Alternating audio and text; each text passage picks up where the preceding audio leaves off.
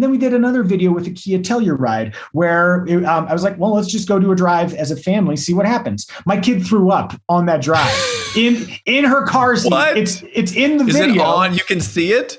Yeah, that's one of our most popular videos.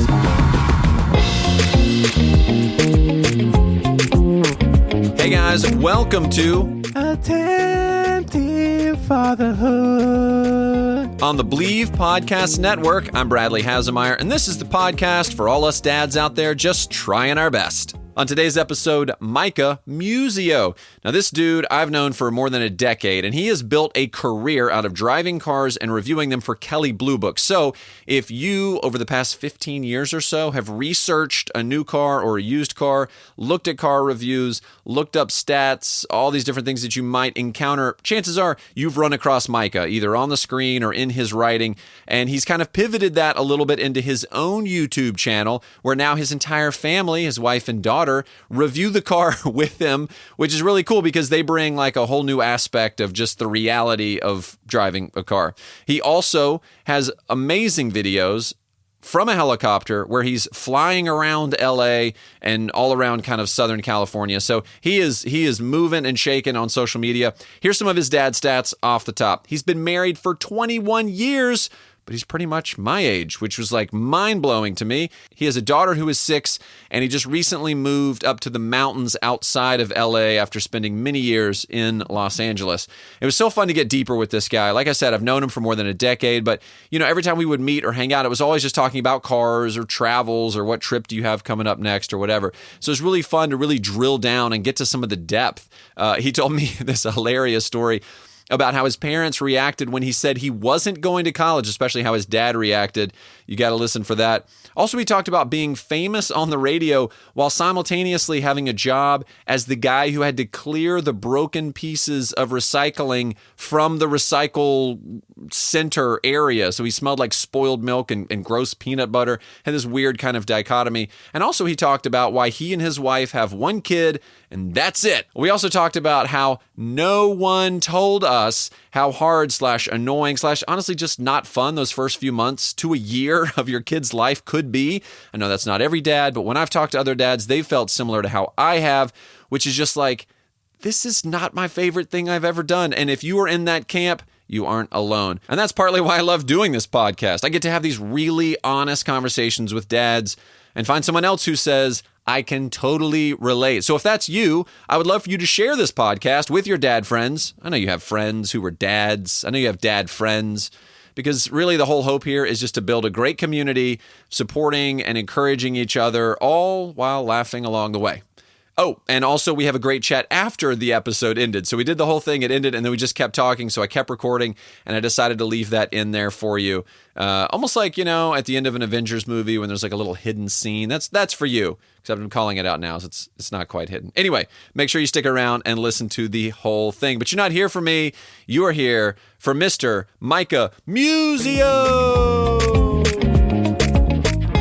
I know that guy. It's just weird to see you like here, aimed at me in the general direction. It's like we're real people having a real conversation. Ladies and gentlemen, I should tell you before we get started here, I looked up most famous people with the name Muzio. And there is a first name, Muzio Clemente. He's the most famous person. His zodiac sign is Aquarius. He's considered the most important person in history, born with the first name Muzio, but it doesn't say anything else. So the second most famous Muzio in history, Micah Muzio, is here with us. Thanks for being here, buddy. I wear that title so proudly. You know what's funny is that there is one other Micah Muzio on Instagram that I know of, but I got the handle first. And by the way, the other Micah Muzio is ripped. Like really? His avatar is shirtless. More than you.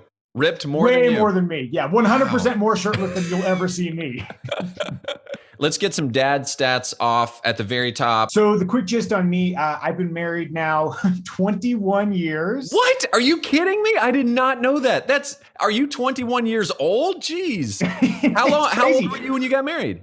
Yeah, it's funny because I'm like doing the math. Like, the 21 just check out. Yeah, so I was 21 when I got married. And that was in 1999. And we've been married since then. And what's crazy is that we met in junior high. So we had a very youthful romance, dated on and off in high school, kind of went our separate ways for a couple years. But then I found my wife again. In fact, not to make it too romantic, but this is great. Bring it on. New York City. There I was in Times Square for New Year's Eve in 98. And I was there with the girl I was dating at the time. And I just had this revelation that like, this relationship is not working for me. This doesn't make sense. You know who I should be with is that girl I dated in high school, Evie. That's who I should have been married to all along. You know, like that's my soulmate. And so I went home from that trip east. I came home and I found Evie, and I don't want to say, if you use the word stalk in the description, it sounds so bad. Yeah, that's in there. But it's okay if you end up marrying them. Stalking is totally fine if it works out right, you know?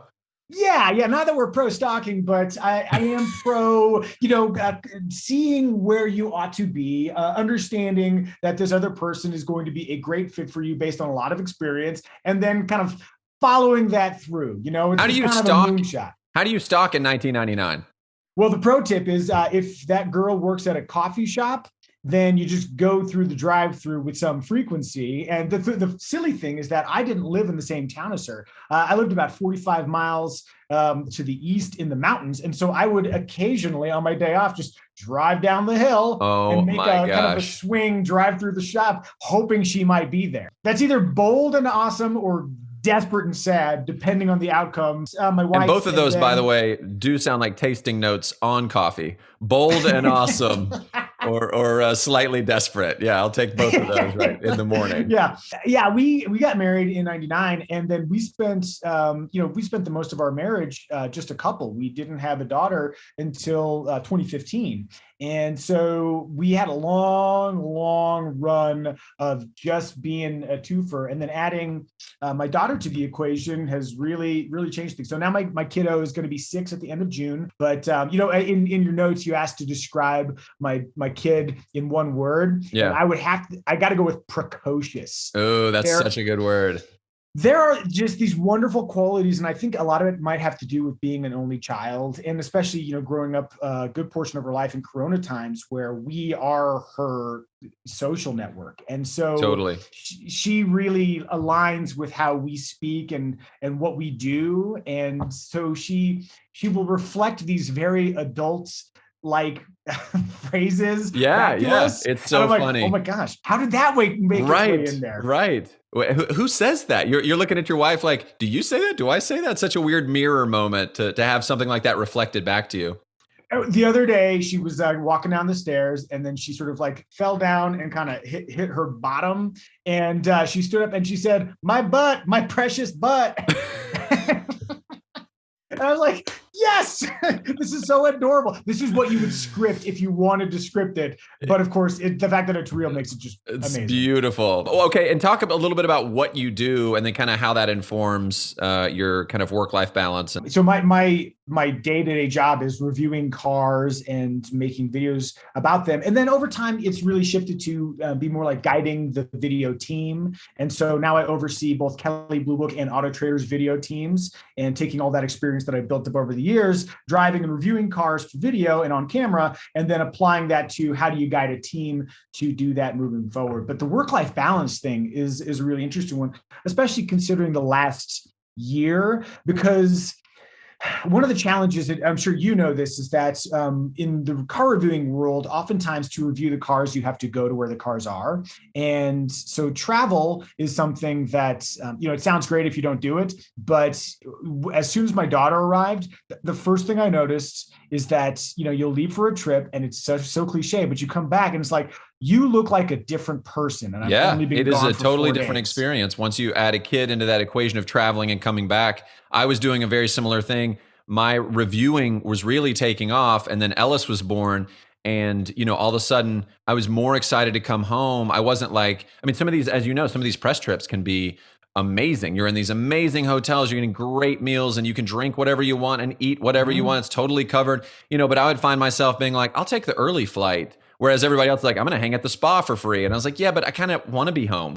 Oh my gosh. It's so good to hear that reflected back, because some journalists, some car reviewers make that junket part of their life. That becomes their lifestyle. Yep. I haven't been traveling, but what shifted was that, at the beginning when everything was going into lockdown, my company basically canceled all vendor payments. And so what happened is, well, if we're going to keep doing videos, I am the only guy who can do them.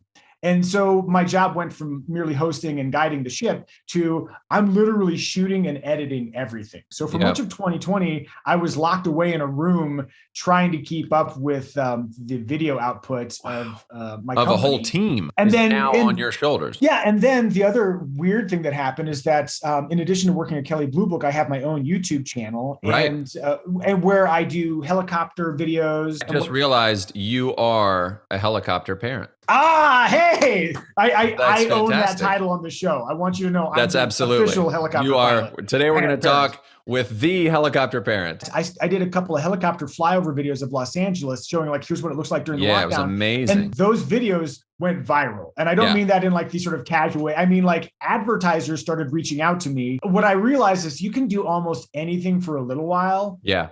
But I could not maintain that pace. I guess that's a long way of saying that everybody tells you that these moments are precious. When like your kids are young, it's like it's going to go by fast, and it really, really does. And I've made it my job to prioritize family. Hey dads, real talk for just a second here. Now, I don't know if you're like me, but my bathroom routine used to look like a bar of soap and some shampoo/conditioner combo from the 99-cent store. But now I'm in charge of small people's lives. I think I can do better than that. Thankfully, the team at Bird is here to help. Now, these guys have won awards from Men's Health and GQ. I've been using their products for more than a year now, and I'm so impressed. Their products use a ton of naturally derived ingredients, which actually makes a difference if you're going to be slopping lotion all over you and washing your face.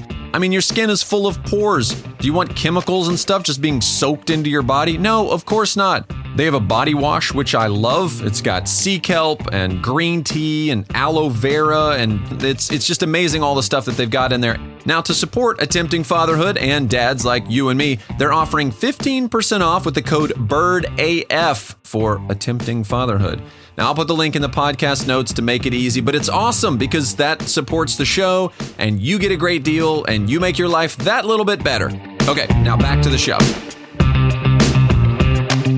And that's my goal here. So everything I do, every decision I make forward is about how can I be great and successful and do wonderful things in a really sustainable way that does not sacrifice family. One of the things that I think has made it more sustainable, though, is bringing my family into my content. Yes, great segue. I love how you've done this. And I think a lot of people might be afraid or nervous. I'm really curious how that conversation came up. Was it really just natural, or was it like, hey guys, would you be willing to be in here? Is there any worry of like, I don't want to expose my kid like on social and like, bring me through that, I guess. One day I was, I had a Lexus RC coupe, and I was going to go to ramen with my wife. And I was like, sweetie, can we just do the video on the way to get ramen? And she's like, I don't know about this. My wife is very shy. She's very... That's a very smart wife. That expression right there.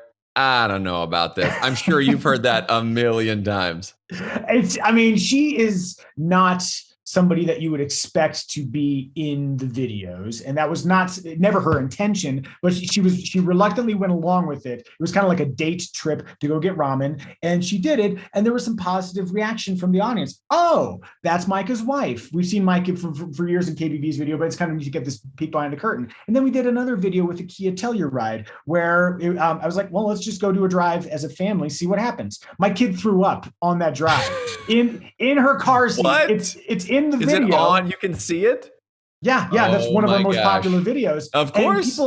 And my wife was like, I don't know if we should do this. I'm like, you know what? This is what parenthood is really like. This is a real thing. This is nothing that other people have not experienced. And so we left it in there, and people really connected with that. If you look at the older videos I did, they make no sense. It was me experimenting, but me with my wife and kiddo, you'll know this. The longer you know somebody, there's a chemistry that you cannot replicate. You could not cast for this. Yeah. There's a dynamic with being married to somebody for more than 2 decades and having a child in that mix that you can't duplicate that. And so it's been a wonderful experience. The audience has been so encouraging of my wife taking a bigger role as somebody who's a non-expert, but has a great perspective. She's perceptive, and she has a ton to offer. I'm creating a space where somebody who would normally not have a voice can share a really valuable perspective. And then where my kid is concerned, we've always made her involved. Like, sweetie, do you want to do this? We pay her for her involvement. That's great. We do the same with Ellis. Yes. Good. Yes. Like, in fact, my little kiddo has saved up enough money to buy herself a tiny guitar. I saw on social, she has a guitar, and you play music. You actually score all your own videos because you got bored with like the other talent that's out there. You're like, forget it. I'll just spend some more time on these videos. I'm not editing enough. I'll just make music too.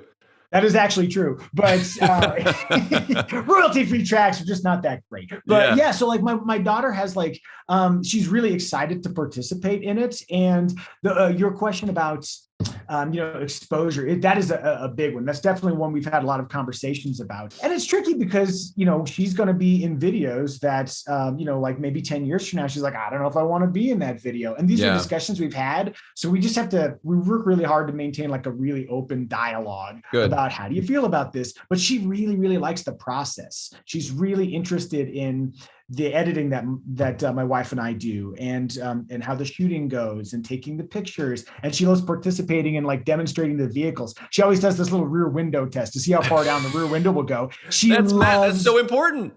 It is, and she loves doing that. So if she was unwilling or not eager to participate, it'd be a really different equation. But she really likes participating. We don't use her proper name. We always refer to her as our kiddo, that kind of thing. Yeah, that's a cool idea. Yeah, I like that.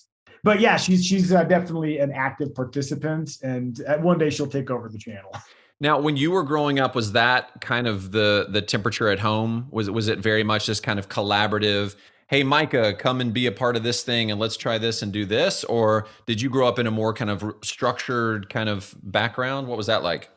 I would say my upbringing was maybe split the difference. My parents had a tendency towards being very, I don't want to say militant, but when I was younger, they were much more regimented, very yes sir, no sir, that kind of stuff. Manners were absolutely huge. But the other dynamic was that my parents are romantics. And I say that in the sense that they always had kind of big dreams. My dad was in the Air Force, but he always wanted to be a TV weatherman. And so when I was a kid, he left the Air Force after 12 years and went to be a TV weatherman. And he did it. He did it. He has been a TV weatherman ever since the early 80s.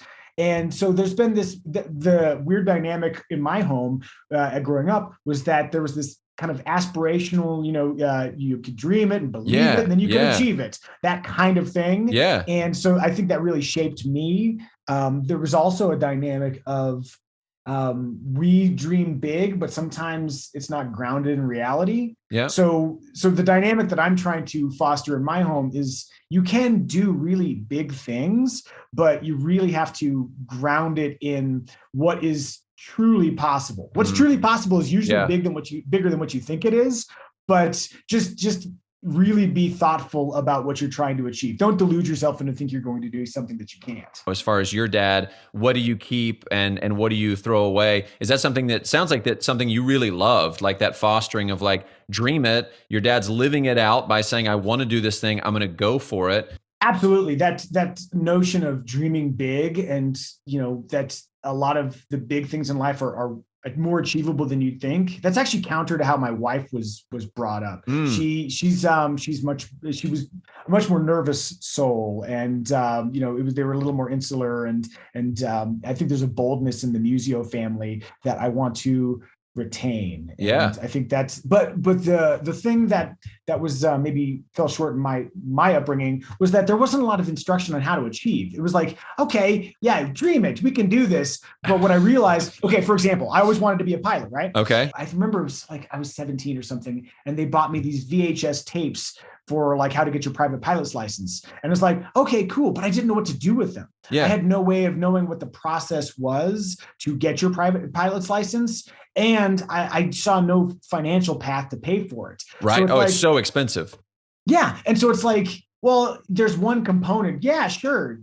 Here's some tapes. Great. What do I do with that? And so what I realized is that like I had a ton of motivation, but I wasn't sure exactly how to direct it. Yeah. And so I think with my daughter, one of the things I want to be sure is that if she has an aspiration, that's being the older, wiser person, perhaps I can do just a little bit of footwork to say, okay, what does this process look like? Yeah. To lay it out. Like I've got a friend who his kid went to a very kind of a rich school district, and all of his friends' parents, they do big aspirational things. And so consequently, all those kids, when they're looking about what their future looks like, it's like, oh yeah, I'm going to, go work in entertainment, or I'm going to be a lawyer. I'm going to do this stuff. But if you come from a less affluent background, you have no idea that those are possible. Yes. Like the idea of being an automotive journalist was absurd when I was growing up. What even is that? No one's even talking about that. That's not on the guidance counselor list of like your talents line up with this. Not even close.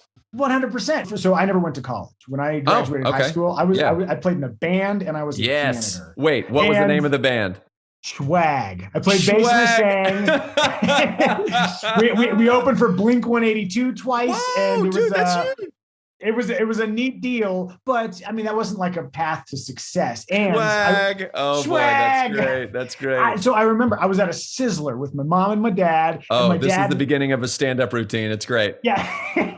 And so, well, my dad, I told my dad, like, I'm not going to go to college. And I remember he kind of put his arm up at an incline and said, Micah, you're lowering your standards. And move.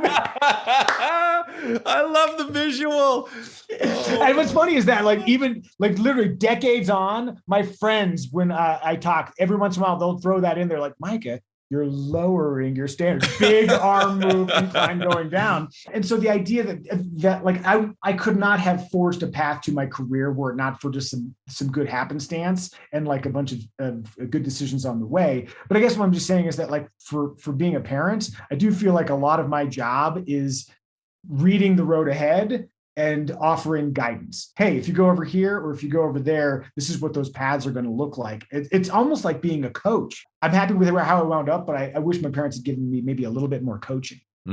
Is that how you would kind of define fatherhood, as kind of like this ultimate coach? I mean, as a lazy man, I'm just going to go with the coach thing because that's the easiest answer. Well, I think there's a lot to that. I mean, I think it really highlights what you said before as far as what you feel like was kind of lacking. And I was hosting a Clubhouse chat on Monday nights. I've started trying to do this thing where I'm getting other dads, anybody who's involved, to kind of get in this room and we all chat. And one of the things that was coming up last night a lot with a couple of these guys was this concept of like, your child is born already themselves. Like when they come out, they are themselves. Your job is to help them figure out what it is that they want to do, how they want to do it, how to be successful. I don't think I got a ton of guidance for if I had wanted to go to college, how would I get there?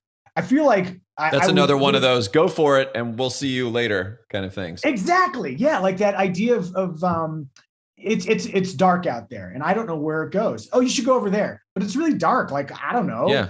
So coming out there with the flashlight. Yeah. Okay. Here's what the path could look like if you wanted to go to college. Do you feel like you're doing that now with your daughter? Do you feel like you guys, you and your wife are actively saying like, oh, we see this music thing that she's really good at, or she's really interested in this element of media. Let's kind of feed that a little bit more. Yeah, I think one of my goals with my daughter is to not see an interest and immediately blow it out of proportion. Right. For example, with guitar, she really wants to play guitar. She sees daddy play guitar and she's really, really excited to share that experience. And I'm excited to share it with her. But what I don't want to do is say, oh, she's expressing an interest in guitar. Let's immediately get her into lessons and let's immediately make it an obligation. And like, let's immediately start thinking of her as, well, she's going to be a great guitarist. Like, maybe not. Yeah. Maybe what we should do is just let her appreciate it in an organic way without making it feel like an obligation. So you guys waited a while, obviously, to have a child. Was that a conscious thing? So the delay was largely precipitated by finance was a big concern. Sure. When we first got married, it's like we barely were scraping by. Oh yeah. Can I tell you how poor I was when I was working in radio? At a time where people would like we'd go out to do a remote for the radio station, and they'd be like, "Oh, you're Micah." People knew me from the radio. I was also working for a company called Community Clean Sweep, where I would go to recycling centers and have to literally crawl in the bin to pull incorrect recyclable plastics out and put them in other bins. Like I smelled like rotten milk because I was cleaning bins and organizing stuff. And my day job was working on the radio. What a funny high low, that also I think keeps you humble. Like there's some semblance of like people being like, "Oh my gosh, it's Micah." You're like, if you only knew where I'm going next. Oh my gosh. Yeah. The early radio days were quite a time, but yeah, so we were never rich. And so we kept putting off having a kid. My aunt said once, like, well, there's, no good time to have a kid. I'm like, yeah, that's true, but there's a better time than now. Especially now. Yeah. yeah, exactly. There's no good time, but especially not right now when I'm smelling like spoiled milk every day. We should change that. And so we put it off largely because of financial reasons. And then eventually you kind of establish a life for yourself. And then you're like, well, do we want to append this with having a kid in the home too? So our reason for delaying kind of shifted. And what happened was, in the mid 2010s, my wife, she's like, you know what? I would really like to have a daughter. And I was like, or a child. And I said, you know what? I would really like to own a helicopter. These were our competing ambitions. Great. Yeah. And so what's funny is it felt like they were at odds with each other. Yeah. And one day I came to my wife and I said, you know what? Let us entwine our fates. How about we prioritize getting my dream helicopter? This is my helicopter, a helicopter of any. A helicopter. That's been my dream. Yeah. A helicopter. That's my lifelong ambition. And as soon as we do, we'll work on having a kid. And that's exactly what we did. We saved up.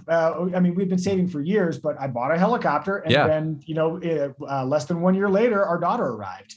And what's interesting about having a daughter or having a child in your mid 30s is, for me, you're pretty well established. Yeah. And so bringing a kid into the equation really upsets the routine in a way that someone who's a little less formed, like in your early or mid 20s, might not be so jostled by it. Oh, tell me about it.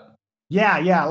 How's your experience been? Jeez. Well, we have a 1-year-old right now, and there's so many times I look at my wife and I'm like, I forgot about this. I forgot how much I don't like Babyface. I love him. I love all the elements of who he is. But honestly, one of the hardest things for me was when Ellis was born. I was 33, about to be 33. And I'm such a schedule guy, and I like my time, and I like, having the freedom to, all right, I'm going to work out in the morning. I'm going to come home. I'm going to edit. I'm going to go out and I'm going to shoot. I'm going to go on this audition. And I kind of said that when Ellis was born, she kind of popped out and landed on my phone and deleted my calendar app. And it was like, what? No one prepared me for this part. Everybody was like, oh yeah, it's going to be hard because you got bottles and night feeding. And okay, I don't need a ton of sleep. That's not a huge thing. You got to be strollers and all this gear. I'm like, I love gear. This is great. But no one told me about that assault on the castle of Bradley. Yeah, that was not something I ever expected to be factored into the fatherhood equation. Have you seen that with other fathers? Because I did not expect, I mean this in the most loving way possible, but I did not like the baby phase. Yes. I love my daughter. Yep. I feel like we have to add that every, it's like, of course, the caveat. I love my daughter. Yep. But man, I am not suited to having a baby in the house. Well, and when Ellis was born, and I've talked about this with a lot of dads, and there's been a lot of me too kind of thing that's gone on with it, relatability, and no one really talks about this. But at the beginning, all my friends were like, "Dude, you're going to be such an amazing dad." Like the coach, right? I'm naturally a coach. Like I mentored kids. I love my cousins, all this kind of stuff. So I was like, this is going to be great. And then when Ellis was born, it was such an upset to my schedule. My wife is one of 5. She was a nanny for families. She's amazing with kids. This was nothing new for her. She didn't know that I didn't know. I didn't know that I didn't know. And so, a month into Ellis, I remember very clearly being in our bedroom and saying, I'm not saying we made a mistake, but this is not at all what I thought it would be. There's just this like flesh thing in that other room that is like totally eating into my time and making me tired and frustrated, and it's like bothering us. And I was like, I'm here. Look, I'm not going anywhere. But just so you know, I just want to be really good. We're really good at communicating these kinds of things. Like, this is really hard for me. And she's like, I'm so glad you said that. Like, that helps me so much. But as I've told other dads, they're like, oh yeah, dude, I totally felt the same way. And then there's this sense of guilt. Like, I felt like, does that mean I don't love her? Does that mean that I'm going to be a bad dad? Does it mean I am a bad dad? There was a lot of that came into the equation as well. Again, nothing I considered ahead of time. I think all of this stuff is so valuable to say aloud, because I was in the same position where I thought, I'm not enjoying this. Yeah. And a lot of the people I talk to are like, oh, it's so wonderful. And yes. It's like, yes. Why, if I'm not enjoying this, what's wrong with me? Totally. Am I broken? Am I now in for the life of this? Totally. And that early phase was tough. And if you don't know that it gets better. Yeah. And it's hard to know, even if people say like, oh yeah, it's wonderful and it just keeps getting better and better and better and better. But it was, I mean, honestly, like the first couple of years were really tough for me. And maybe not even for like the same reason as other people. My problem is I get bored very easily. Yeah. And so like having a child around, like a baby, it's almost like the old job they used to have like in a fishing village where like you're the dude who has to stare at the sea and let us know when the fish are jumping. Watch for ships that be coming in. No, this is an awful job. What an awful, I would be the worst guy. Don't we have a motion activated camera that can take care of that? Do I really need to be here for this? Yeah. And that dynamic was really tough in those early days. The more interactive she became, the more purpose I had, yes, and the more engaged I've become as a father. So I would just say, general note, if you're a dad and you got a kid on the way and you're listening to this, if the first part sucks, it's okay. Yes, it is okay. You will absolutely hit your stride. There's a place for dads. It's just, I mean, especially in the first year, my daughter only needed her mom. I'm around to go like, get a mastodon and like bring back some berries. But beyond that, like the kid's fine without me. What was it like with your wife? Was your wife like fully in, or was she like, I agree, this is not awesome right now? I never want to minimize her challenge, but I will say that she seems better suited to general nurturing. That is just innate in her in a way that it is not with me. I have so much respect for accountants and people who are born to nurture other humans, because I have neither of those traits. And it's also hard with social media because I see other dudes who are like, love of my life, my daughter and I are frolicking. And it's like, they're living an Ann Getty's photo, which I don't even want to be in. And I'm just thinking, so I'm missing something, right? Like there's something wrong with me. Even now, I'm still like, really? So I love connecting with dads like yourself that were like, yeah, that was kind of hard. Didn't like that part. Well, and so I would say that that's one of the key reasons why we have an only child. And I think all things being equal, my wife would have been inclined to have a second child. One of my challenges is just that we've kind of got it nailed now. Like my daughter's at an age, we're agile. We can go anywhere and do anything largely unencumbered. Yep. And I personally, I really, really like the idea of, I have a brother, and having a brother was fine growing up. But I think there is something interesting about having an only child and having the agility and flexibility to kind of just go where we please with relative ease. And so we had two rules in the Musio household. Rule number one cat per 1,000 square feet of home. Rule number 2, no more children than can fit in the helicopter. And like, that's when you got to upgrade that heli. That's what happened. You sold your helicopter. I see something else happening there. You guys recently moved to the mountains. Well, so we definitely incorporated my daughter into the discussions. What happened was, and this is a kind of a classic Musio move, where we were up here in the mountains for my wife's birthday, and we just happened to drive back through Lake Arrowhead, a place I'd never really visited before. Yeah. It was literally coincidental. I'm like, hey, let's just go this way, and we'll just drive through because we can just see what it looks like. It's kind of near Big Bear. It's a couple hours outside of LA for people who don't know. It's beautiful. It's up in the mountains. You're kind of like, how am I only a few hours from LA? This feels like Colorado. That is 100% the experience. For us, it felt like being in the Pacific Northwest, but with easy access to Los Angeles. And so we drove through town like for 15 minutes, and then the next day I had a conversation I was doing a helicopter golf ball drop for a charity. Sure, as one does. As one does. And the guy whose charity it was is a real estate agent as well. And he was saying, oh my gosh, the market's going crazy. And I was like, I took that bit of information and found what we could sell our house for, found out what houses were selling for up in Lake Arrowhead, and then formulated a plan. And then I presented to my wife. She needed 24 hours to get her head around it. But literally, it was like less than 90 days between when we first drove through the community up here and when we had sold our house and moved here. These are big changes. Yeah. But you have to get buy-in from everybody. Oh yeah. You can't just grab the steering wheel and turn. That's going to be a revolt from the sailors. And you may regret it too. You're like, wait a second, I needed some time. I shouldn't have been so impulsive. What we really, really like is being a family unit and being with ourselves. Wow. And that's enough for us. Do you get burned out being around your same family, and how do you keep like mental stability? I know myself, I love my family with all my heart. I have to leave. I have to go run. It used to be travel for like, these press tours or whatever, or hosting gigs. That was like a nice reset.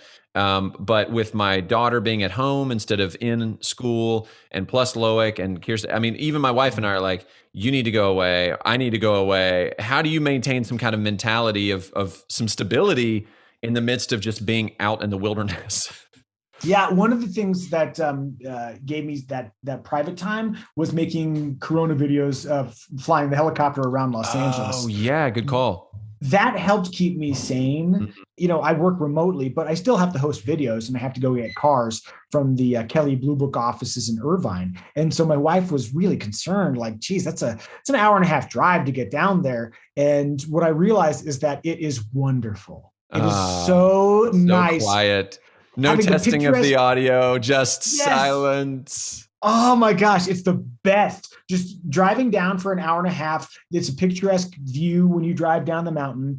And I have podcast and alone time and decompression time, and it's awesome. And then I get to drive back up, and I know that I get to go back into the beautiful mountains, and it's going to be great. And what I've discovered is that is my decompression time. I go down every week or two to go do videos, and when I do that, that gives me the separation I need, so that when I come home, I'm happy and eager once again to see the family. And it's worked out really, really well.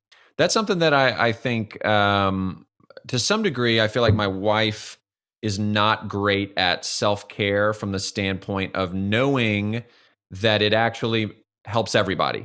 Because you're a better husband when you get that hour and a half. You're a better father. My wife is better if she can just go away for a while, but she feels bad about it. I don't. I'm like, great, I'm going to go. Good luck here. But I also know that I need to be 100% Bradley, and to be 100% Bradley, I need that mental break. So it sounds like that's really helpful for you. Yeah, although that's really interesting because I feel like we have a similar dynamic here. I don't know if that's just a male-female thing. I don't know. But I feel like my wife has a similar, almost that guilt about taking care of herself. And you and I are in the exact same camp, which is if we need to think of ourselves as machines, we can, but you have to maintain it. And there are certain things that if you do not take care of this machine, it will stop working. Yes, and I promise you. Yeah. That works for us, and it works for our wives too. And so I do the same thing too. The other day I went down to do a car swap, and I was like, hey, maybe I'll just take the kiddo with me. And kiddo didn't feel like going, so I incentivized her with a trip to Dairy Queen. There you go. We do Tropical Smoothie Cafe. That's one of our I'll get you out of the house. Let's go get a smoothie. That's even though we could make the smoothie here, it doesn't matter. It's not about that. It's about getting out of the house. Totally. And so my wife had, 4 or 5 uninterrupted hours to just be herself. The bar is really low for us at this point, as far as what really rejuvenates us as a couple. It used to be let's go to Seychelles and let's hit up Sandals Resort. And now it's just let's go get a coffee. So but it is, I am a robot in a lot of ways, in that I just keep going and going and going and going and going. And so she sometimes has to do the check-in. How are you doing? How are we doing?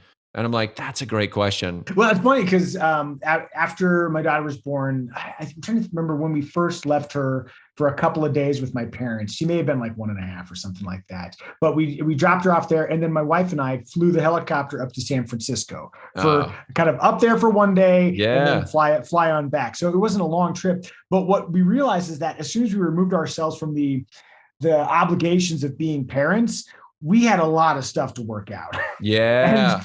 and basically we had like I want to say argument filled, but it was like an essential realigning. And it actually, I think it sort of reshaped our path forward. Well, I would love to find out as we kind of wrap this up, how would you encourage other fathers? Well, I think if I could encourage dads to do anything, it would be to retain what makes you uniquely you. Oh, I love that. Questions, I feel like there's the notion that you have to become a dad, but I feel like my daughter is going to learn a lot from me being who I am. And so I could stop flying helicopters. There's definitely some risk there. I could stop riding my motorcycle. I've stopped doing track days on my motorcycle. So there is some adaptation, but I feel like a part of being a dad is taking your collective experience and sharing the benefits of that knowledge. And you can't really do that if you stop being you. I love that. Boom. That was beautiful. That's so good.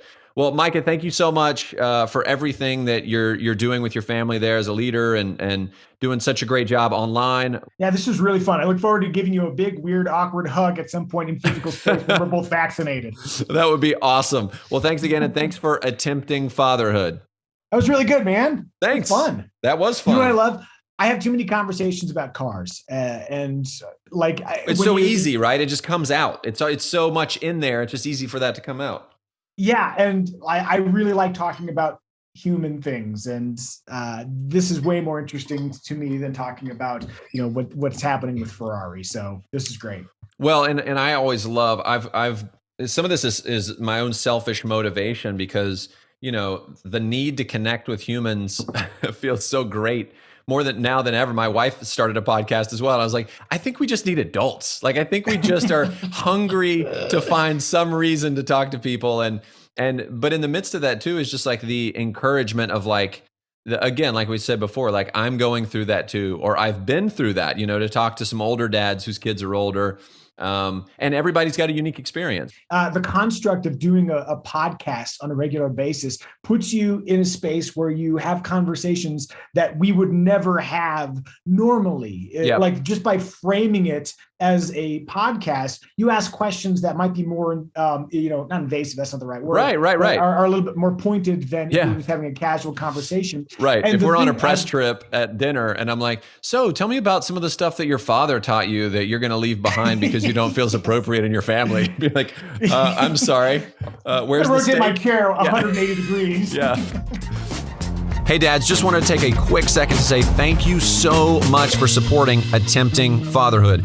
This has been such a fun project, and I hope it's encouraging you and informing you and bringing a sense of community to the dadhood, the fatherhood, the dad life. And the only way that really happens is by you guys getting involved. So make sure you're following us on Instagram, Attempting Fatherhood, subscribing to this podcast, and just as important as those things, share this podcast with other dads because that's how you build that community. And don't forget, use your code BIRDAF and get 15% off any of the products at birdhair.com. That's BIRDAF to get 15% off. Thanks so much for listening and have a great day.